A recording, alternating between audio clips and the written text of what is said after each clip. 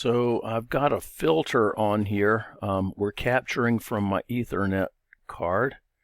And let's see. I'm going to go down here to the bottom. I'm going to click on File Explorer. And I'm going to go down to where it says Network. Okay. And I'm going to do an FTP connection. FTP 10.0.2.15, which is the address of my Ubuntu workstation. Okay, so it's going to try to connect, but it doesn't have a user ID and password, so it's going to fail. And so then it comes back and it says, okay, and what it does is it'll try to log in anonymously, and if that doesn't work, then it'll ask for a username and password. And our username is Ubuntu, and our password is 238. Log on. Okay, so it worked. We've got the list of directories here. I'm going to go ahead and stop this so that it doesn't. You know, once you've done, whenever you're playing with Wireshark, once you've issued the commands that you want to capture the information for, it's a good idea to go ahead and just stop the capture so that this buffer here doesn't get all full. Okay, so here's the files that we can see. I'm just gonna, or the folders, I'm gonna minimize that and then look back over here and see we did this listing on Ubuntu, and so here's the list of our files that we have, and you'll notice that that matches up with this. Okay, so our vsftpd file server is working like a champ. All right, now let's take a look at our FTP traffic over here. So let's see. There was some ARP information. This is okay. You know how? Well, I don't know. We talked about this a little bit in class. The address resolution protocol. What it tries to do is match IP addresses with MAC addresses, and so it'll say who has 10.2.2.15, which is our server. And then it says tell 10.0.2.50, which is our workstation.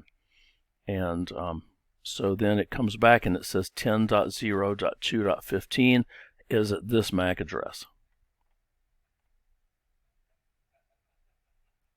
All right, here we go. Request was user anonymous. Password. Okay, well that didn't work, as we saw earlier, so it just said login incorrect. So that's when Windows pops up the window in front of us and says, okay, I couldn't log in anonymously, so what do you want to use for a username and password? And that was when we entered Ubuntu, all lowercase. Okay, and then please specify the password. And the password, what do you think my password is? Oh, right there it goes. It was transmitted in the clear.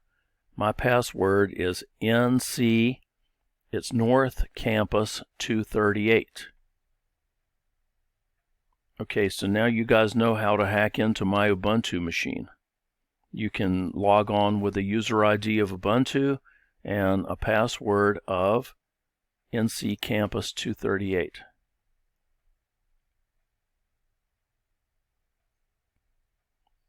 Okay, and then the rest of this is TCP traffic back and forth, and ultimately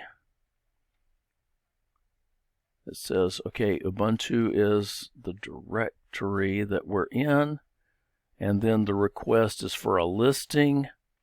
And then the response is, okay, here comes the directory listing. And then this is coming from us saying, okay, go ahead. And then this is the directory listing coming in from our FTP server. Now, you'll notice if you look over here, see all the permissions that are listed? And then the name of the folder is desktop.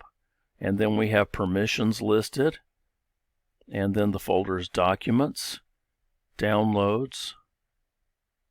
Okay, now if we go back over to Ubuntu and we do an ls l, okay, what do you know? See, right there is all those permissions.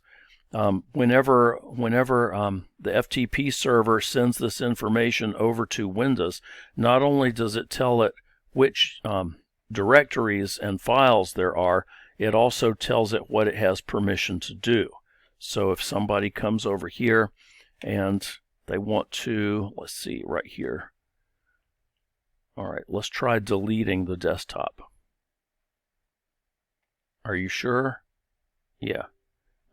Nope, we're not allowed to do that. Okay, we don't have that permission,